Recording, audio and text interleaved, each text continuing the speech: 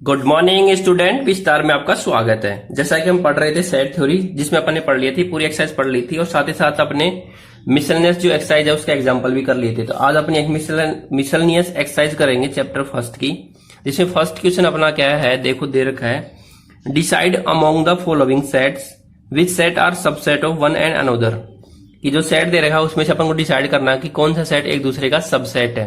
तो सबसेट का कॉन्सेप्ट आपको पता ही है। सबसेट क्या होता है कि एक ऐसा सेट जिसके अवयव किसी दूसरे सेट में हो, या किसी एक बड़ा सेट होगा उसके उसमें से कुछ अवयव लेके एक सेट बना दिया जाएगा, वो उस सेट का क्या कहलाता है, सबसेट कहलाता है। तो देखो सबसेट, देखो जो पहला सेट ए दे रखा है वो क्या दे रखा है, x such that x belong to R and x satisfy, x किसको सेटिस्फाई करेगा, x square minus 8x plus 2, sorry 8x plus 12। तो एक्चुअली ये क्या है, क्वाड्रेटिक इक्वेशन है, x square minus 8x plus का 12 इक्वल टू 0। तो पहले इसको सोल्व करते हैं अपन। इसको सोल्व करते हैं तो अपन ऐसे लिख सकते हैं इसको, एक्स स्क्वायर माइनस का 6x माइनस का 2x प्लस का 12 लिख सकते हैं। मिडिल टर्म स्प्लिट वाला फॉर्मूला लगाया मैंने कि मिडिल टर्म की स्प्लिट कर सकते हैं। जब इसको ऐसे करेंगे तो यहाँ से x कॉमन आ जाएगा, तो यहाँ से आ जाएगा x माइनस 6, और यहाँ से माइनस 2 कॉमन लेंगे तो यहाँ से आ जाएगा x माइनस 6 इक्वल टू 0। अब x माइनस 6 दोनों तरफ से कॉमन आ जाएगा तो यहाँ से बच जाएगा x माइनस का 2 इक्वल टू 0।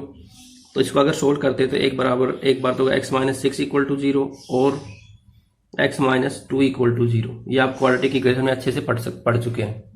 तो यहाँ से x की वैल्यू आ गई 6 और यहाँ से x की वैल्यू आ गई 2। तो x की दो ही वैल्यू होंगी, यानी कि जो सेट ए बनेगा उसमें सिर्फ दो वैल्यू होंगी, 2 एंड 6। इतना क्लियर है? क्लियर है क्या? x में दो वैल्यू होंगी 2 एंड 6। सेट बी दे रखा है, वो दे रखा है 2 4 6, सेट सी दे रखा है 2 4 6 8 और डी दे रखा है 6। तो देखो कैसे आ जाएगा। तो अब अपने पास सेट आ गया ए, सेट ए क्या आ गया, सेट ए में जो एलिमेंट आ गए वो आ चुके हैं अपने पास 2 एंड 6। क्लियर है? अब देखो 2 एंड 6 और सेट बी में क्या है 2 4 6। तो क्या मैं कह सकता हूं set A is a subset of set B. Clear है इतना? क्यों है? क्योंकि सेट ए के जो एलिमेंट है 2 और 6 वो सेट बी में भी है। इसी प्रकार जो सेट ए है वो सी का भी सबसेट है। क्लियर है? सेट ए है वो ये सेट सी का भी सबसेट है, ये सबसेट का साइन है। ठीक है, इसी प्रकार डी जो है, डी को डिसाइड करते सेट जो डी है वो ए का भी है। क्यों है? क्योंकि जो डी के अंदर एलिमेंट क्या है 6 है। तो ये जो एलिमेंट 6 है वो ए के अंदर भी है, बी में भी है और सी में भी है। तो इसका मतलब डी क्या है, वो डी सभी का सबसेट है, ए का भी डी सबसेट है, बी का भी, और डी जो सेट है वो सबसेट है ए बी और सी का भी। इतना क्लियर है? अब देखो बी की बात करते हैं। बी किसका सबसेट है, क्या ए का है क्या नहीं है? क्यों नहीं है? क्योंकि ए के अंदर 2 और 6 है लेकिन बी के अंदर 4 है। तो इस सारे के सारे एलिमेंट होने चाहिए, तो सारे एलिमेंट नहीं है, 4 नहीं है। तो इसका मतलब इस बी है वो ए का सबसेट नहीं है। अब यहाँ पे सी में चेक करते हैं क्या बी जो सेट सी का सबसेट है क्या। तो देखते हैं सी में क्या क्या एलिमेंट है, 2 4 6 8 और आगे तक जाएगा। इसका मतलब जो बी है वो सेट सी का क्या है, सबसेट है। इतना क्लियर है? इसके अलावा डी को अपन प्रूव कर चुके, तो यही आएगा। इसके अलावा कोई भी सेट किसी का भी सबसेट नहीं आएगा। क्लियर है ना? क्लियर है? सबसेट का मतलब क्या होता है कि मान लो कोई दो सेट है ए एंड बी, तो अगर एक इसका सबसेट है बी का, एक इसका सबसेट है बी का, तो ए के सारे एलिमेंट बी में होने चाहिए। बी में और भी एलिमेंट हो सकते हैं लेकिन जो ए के एलिमेंट होंगे ना वो बी में होने चाहिए, तभी ए हो जाएगा किसका सबसेट, बी का, ऐसे। और ये क्या होता है, सबसेट का साइन होता है। क्लियर है इतना? देखो अगला क्वेश्चन क्या दे रखा है। और सबसेट के बारे में अच्छे से पढ़ना चाहते हो तो एक्सरसाइज मैंने सारी एक्सरसाइज करवा रखी है, वहां पे आप जाके चेक कर सकते हैं। प्लेलिस्ट में मैंने बना रखी है, प्लेलिस्ट में आप चेक कर सकते हैं। तो देखो अगला क्वेश्चन क्या दे रखा है इसी के अंदर, क्वेश्चन नंबर 2 में क्या दे रखा है, in each of the following determine whether the statement is true और false, if it is true prove it. क्या दे रखा है कि कौन सा स्टेटमेंट ट्रू है और कौन सा फॉल्स है। ये अपन क्वेश्चन लिखने की जरूरत नहीं है। और अगर ये ट्रू है तो इसे प्रूव करो, और अगर ये फॉल्स है तो एक एग्जांपल देना है। क्लियर है? अगर ट्रू है तो प्रूव करना है, और अगर ये फॉल्स है तो अपन को क्या करना है, एक एग्जांपल देना है। तो सेकंड के फर्स्ट में देखो क्या दे रखा है, इफ x बिलोंग टू ए, यानी कि x एलिमेंट किसका है, ए का है, सेट ए का, एंड क्या बोल दिया, सेट ए है वो उसका एलिमेंट है सेट बी का। तो क्या ऐसा हो सकता है? तो सबसे पहले तो देखो मैं आपको समझाता हूँ। जब मैंने स्टार्टिंग में पढ़ाया था कि ये क्या होता है, एप्सिलॉन होता है। ये क्या होता है? एप्सिलॉन। ठीक है, एप्सिलॉन होता है। एप्सिलॉन का मतलब बताता है कि ये उससे बिलोंग करेगा या नहीं करेगा। ये इसका मतलब बिलोंग है, और अगर ऐसा लग जाए तो ये नॉट बिलोंग टू। इतना क्लियर है? ठीक है। तो अब देखो, ये हमेशा एलिमेंट के लिए यूज करते हैं, यानी अगर किसी सेट के कुछ एलिमेंट है, जैसे मान लो कोई सेट ए है, उसके एलिमेंट अपने पास है ए बी सी, 3 एलिमेंट है। तो अगर एलिमेंट को सेट से बिलोंग करेंगे या नहीं करेंगे वो बताने के लिए अपन यहाँ पे एप्सिलॉन का सिंबल यूज करते हैं। ठीक है, ये ग्रीक लेटर होता है, तो एप्सिलॉन का सिंबल यूज करते हैं। तो यहाँ पे ये तो ठीक है कि एक्स क्या हो सकता है, कोई एलिमेंट हो सकता है का, लेकिन ये जो लिख रखा है ना, ये सेट है। तो सेट किसी सेट का एलिमेंट नहीं हो सकता, वो तो सबसेट हो सकता है। क्या हो सकता है? सेट किसी सेट का एलिमेंट नहीं हो सकता, वो उसका सबसेट हो सकता है। तो सबसेट का सिंबल यूज करेंगे। ठीक है, क्या यूज करेंगे? सबसेट का सिंबल यूज करेंगे। तो यानी कि अब यहाँ पे क्या गलती है अपने पास?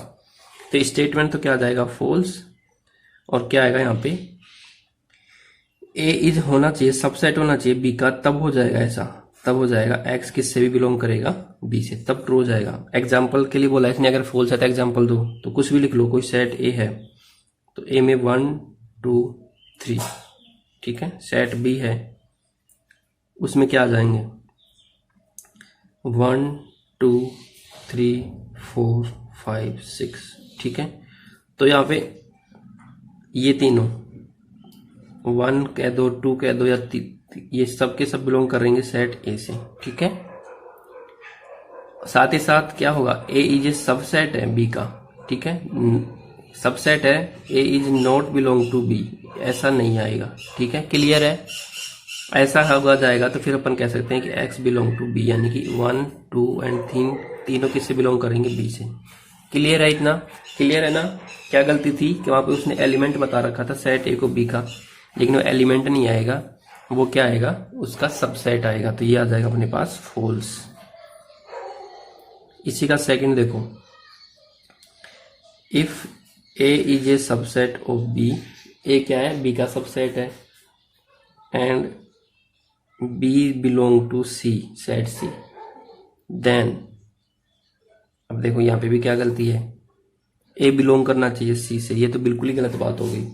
यहां तक ठीक है, A is a subset of B, लेकिन B is belong to C, यानी कि जो सेट बी है वो सेट सी का एलिमेंट होना चाहिए। ऐसा तो नहीं है, नहीं है ना? ऐसे ही ए बिलोंग टू सी, यानी कि जो सेट ए है वो सी, जो सेट सी है उसका भी एलिमेंट होना चाहिए, ये भी नहीं हो सकता। एलिमेंट को, ये वाला सिंबल सिर्फ एलिमेंट के लिए यूज करते थे ये दोनों। यहाँ पे अगर ऐसा होता बी जे सबसेट ऑफ सी, यानी कि ए सबसेट बी का भी है, सॉरी बी का सबसेट क्या है? ए बी है, और सी का सबसेट क्या है? बी है, तो तब हो सकता है A is a subset of सी। तब ऐसा होता तो तब ये तो हो जाता ट्रू, अदरवाइज ये कौन सा आ जाएगा? इसका आंसर क्या आ जाएगा? फॉल्स। एग्जाम्पल आप सेम रख सकते हैं कि 3 सेट ले सकते हैं, उसमें एलिमेंट ले सकते हैं। जैसे सेट ए में एलिमेंट है 1 एंड 2, सेट बी में एलिमेंट हो जाएंगे, क्योंकि बी का सबसेट है ना ए, तो 1 2 3, और सेट सी में एलिमेंट हो जाएंगे 1 2 3 एंड 4। ठीक है, क्लियर है? इतना क्लियर है ना? देखो, आपको सबसेट और एलिमेंट्स के बीच में रिलेशन अगर आपको पता है तो आप आसानी से कर पाओगे। अगला देखो, क्वेश्चन नंबर 3, सेकंड का 3 देखो क्या दे रखा है।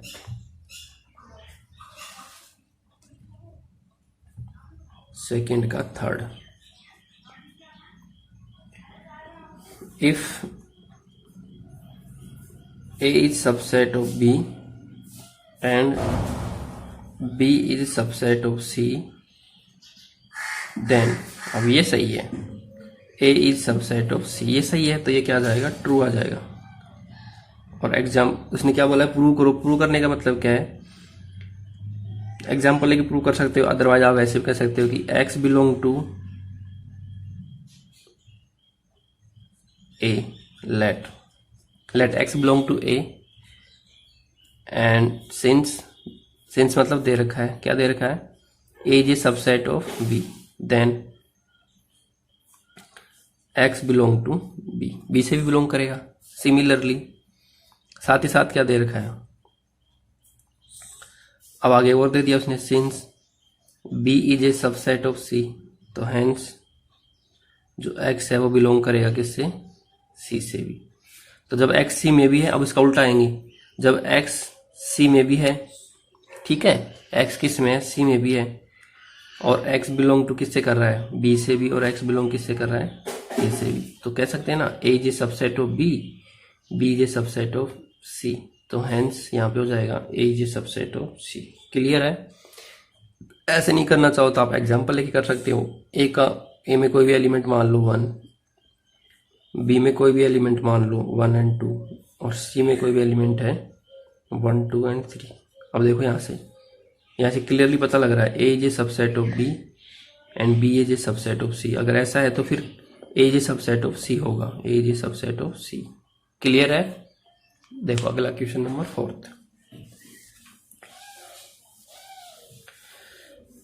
और अगर ऐसे नहीं करना चाहो तो आप उल्टा कर सकते हो। कैसे कर सकते हो? बिना एलिमेंट माने, कि यहां से देखूंगा तो लेट मानेंगे x बिलोंग टू सी, सी से बिलोंग करेगा। अगर सी से बिलोंग कर रहा है देन क्या हो जाएगा, x बिलोंग टू ए से बिलोंग करेगा। इससे क्या पता लग रहा है, ठीक है, इससे क्या पता लग रहा है, अगर यहां से मतलब आप इसको, ये तो अपन को प्रूव करना है ना, तो आप यहां से लो x बिलोंग टू बी कर रहा है तो then x belong to A B करेगा। क्लियर है? यहाँ पे क्लियर है ना? हाँ ये रहा ना x बिलोंग टू सी, तो x बिलोंग यहां से करेगा x बिलोंग टू बी। अगर x सी में है, ये रहा कि मान लो कोई एक एलिमेंट है सी का, तो वो बी का भी एलिमेंट होगा। क्यों होगा? क्योंकि यहाँ पे दे रखा है B is a subset of C. इसी प्रकार अगर ये बी का एलिमेंट है तो then x belong to A से भी बिलोंग करेगा। तो देखो x बिलोंग टू सी भी कर रहा है, x बिलोंग टू ए भी कर रहा है, तो हेंस मैं कह सकता हूँ a is a subset of C. Clear है? उल्टा भी कर सकते हो आप, यहाँ से अज्यूम कर सकते हो, जो दे रखा है उसको यूज कर सकते हो। b is a subset of C, अगर b सी का सबसेट है तो इसका मतलब क्या है कि कोई एलिमेंट जो सी में होगा वो किस में होगा, b में भी होगा। क्लियर है? और अगर यहाँ पे दे रखा है a is a subset of b, अगर वो b में है तो फिर वो डेफिनेटली होगा a में। तो x सी में भी है और a में भी है, तो ये क्या होगा, इसका सबसेट होगा। क्लियर है? आगे देखो इसी का फोर्थ देखो क्या दे रखा है। फोर्थ में दे रखा है अपन को, if a is not a subset of b, b का सबसेट नहीं है, and b is not a subset of c, then a is not a subset of c। देखो ये मुझे क्या दे रखा है कि b है वो c का सबसेट नहीं है और a है वो b का सबसेट नहीं है। यानी कि इसका मतलब क्या है कि a तो कोई भी एलिमेंट है जिसके अंदर मान लो 1 और 2 है, b कोई सेट है उसमें हो सकते हैं 2 3, ठीक है, c कोई सेट है उसमें हो सकते हैं 3 एंड 4। तो देखो यहां से पता लग रहा है a is not a subset of b। Clear है ना? क्योंकि a के सारे एलिमेंट b में नहीं है। इसी प्रकार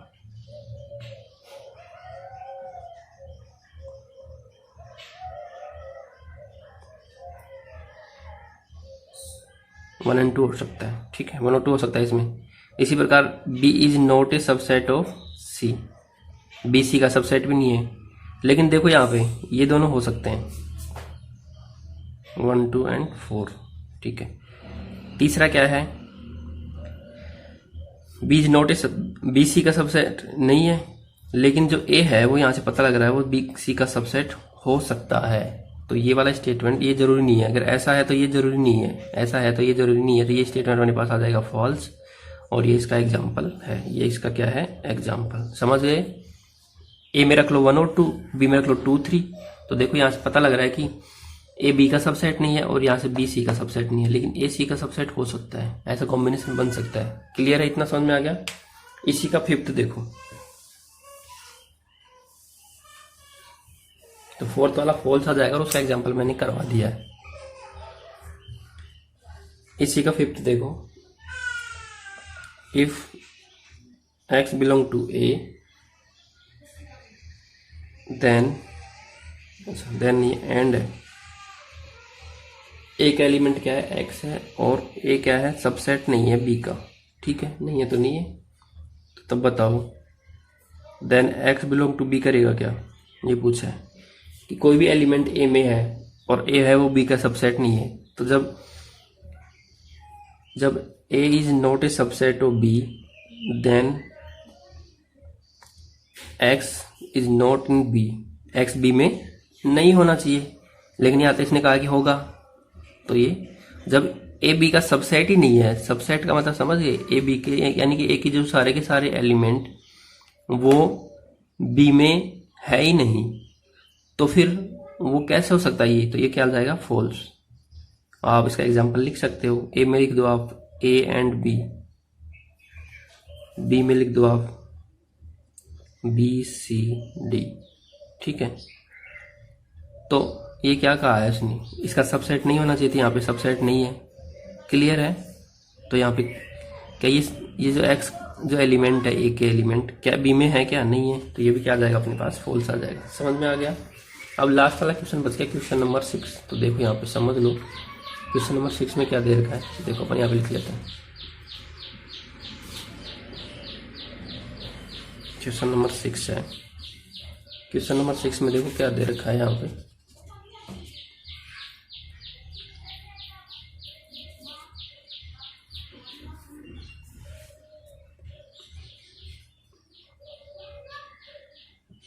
if A is a subset of B, A किसका सबसेट है, बी का, एंड एक्स किस में नहीं है, बी में नहीं है, कोई बात नहीं, नहीं है तो कोई बात नहीं, देन एक्स ए में भी नहीं होना चाहिए, कि मान लो एक्स कोई भी एलिमेंट है, ठीक है, वो बी में नहीं है, तो तब अगर ये ऐसा है तो ए में भी नहीं होना चाहिए, ऐसा पूछा उसने। तो देखो अपन सबसे पहले चेक करते हैं, यहाँ पे जो दे रखा है उसको यूज करेंगे, उसके अकॉर्डिंग अपन आंसर निकालेंगे। समझ में आ रहा है। तो देखो अगर ए बी का सबसेट है तो ए के जो भी एलिमेंट मानेंगे अपन, मान लो कुछ भी हो सकता है, मान लो कोई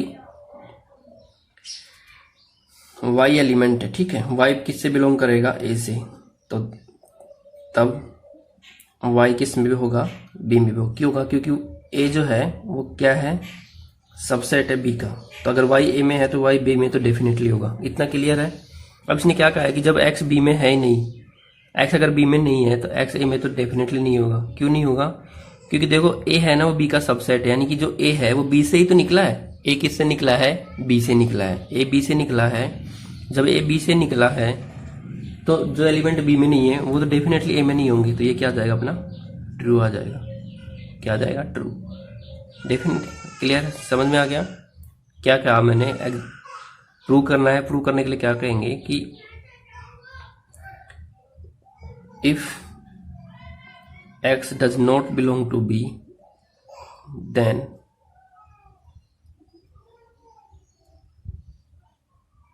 ऐसा दे रखा है, ठीक है। सिंस क्या दे रखा है, a is a subset of B, a क्या है, B का सबसेट है, तो a B से निकला है, तो हेंस a डेफिनेटली नहीं होगा, किसमें, a में नहीं होगा। ये क्लियर हो गया। क्लियर, आई थिंक इतना समझ में आ गया होगा। अब अगला है क्वेश्चन नंबर 3। तो 2 क्वेश्चन और कर लेते हैं, बाकी के अपन कल करेंगे। क्वेश्चन नंबर 3 में देखो क्या दे रखा है।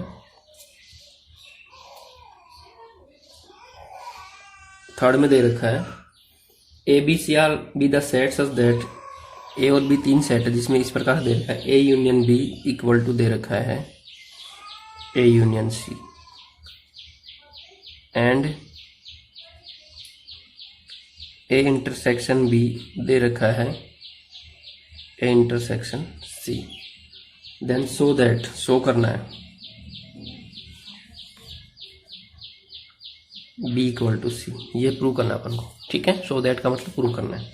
तो देखो क्या दे रखा है, ए यूनियन बी दे रखा है equal to A union C. इसका मतलब क्या होता है, यूनियन का मतलब, तो एक्स है वो ए में भी होगा और एक्स, ऐसे मान लेते हैं, let x belong to A, then A union B का मतलब क्या है, A यूनियन B का मतलब ये हुआ कि x A में भी होगा और x B में भी होगा। ठीक है, इतना क्लियर है। और x दोनों भी हो सकता है, ए में भी एंड बी में भी, इतना क्लियर है। ए यूनियन सी का मतलब क्या है कि x क्या है, ए में भी है और x किस में है, सी में भी है, इतना क्लियर है। ए यूनियन सी का मतलब क्या है कि जो x है वो ए में भी है और सी में भी है। अब साथ ही साथ क्या दिया है इसने, A union A intersection B दिया है। इसका मतलब क्या है कि जब x ए में भी होगा एंड x होगा बी में भी, इतना क्लियर है। और ए इंटरसेक्शन सी दे रखा है, तो क्या दे रखा है, x ए में भी होगा एंड x सी में भी होगा। अब देखो यहाँ पे तो क्या कह रहा है, यूनियन का मतलब या तो x ए में होगा या बी में होगा या फिर दोनों में होगा, इतना क्लियर है। इसी प्रकार ए यूनियन सी का मतलब या तो x ए में होगा या x सी में होगा, ठीक है।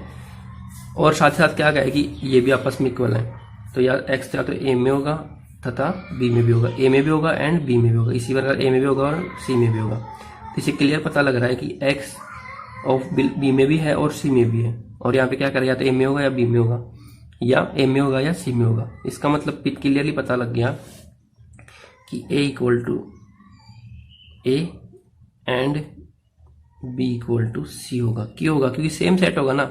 अगर वेन डायग्राम से समझू मैं, तो ये मान लो ए बी, तो ए यूनियन बी सेम आ रहा है जो ए इंटरसेक्शन बी आ रहा है, समझे। ए यूनियन बी जो आ रहा है वही सेम आ रहा है। अगर ए यूनियन बी तो करूँ तो ये पूरा आएगा, और ए इंटरसेक्शन करूँ बी तो ये आएगा, इतना क्लियर है। इसी प्रकार ए और सी, ये ए सी यूनियन करता हूँ ये तो पूरा आता है, और इंटरसेक्शन करता हूँ सी, तो इसका मतलब ये ए तो कॉमन है, तो ये वाला जो सेट है उसको सेम होना पड़ेगा, तो बी इक्वल टू सी होना पड़ेगा। क्लियर है, नहीं समझ में आया दोबारा समझो। ए यूनियन बी का मतलब होता है कि या तो ए में होगा या बी में होगा। इसी प्रकार ए यूनियन सी का मतलब या तो ए में होगा या सी में होगा। अब यहाँ पे अपन कंफर्म नहीं कह सकते कि या तो ए में होगा या सी में होगा, लेकिन इसका मतलब ये था कि ए के भी ले लिया और मैंने सी के भी ले लिया। लेकिन इंटरसेक्शन में कंफर्म हो जाता है कि ए में भी है और बी में भी है। अब यहाँ पे क्या कह रहा था, या तो ए में होगा या बी में होगा, और ये क्या कह रहा है, ए में भी होना चाहिए और बी में भी होना चाहिए। इसका मतलब क्या है, दो अलग अलग सेट है। और साथ साथ क्या कह रहा है कि जो एलिमेंट है वो ए में भी है एंड सी में भी है, यानी कि ए तो कॉमन हो गया दोनों में, तो जो एलिमेंट बी में है वो एलिमेंट सी में भी होगा। जो एलिमेंट बी में है एंड जो एलिमेंट सी में भी होना चाहिए, जो ए में है वो सी में भी होना चाहिए। इसका मतलब बी इक्वल टू क्या आ गया, सी। क्लियर है। तो आज के लिए बस इतना ही। अगर ये वीडियो पसंद आए तो इसे दोस्तों में शेयर करें, चैनल को सब्सक्राइब करें। Thank you.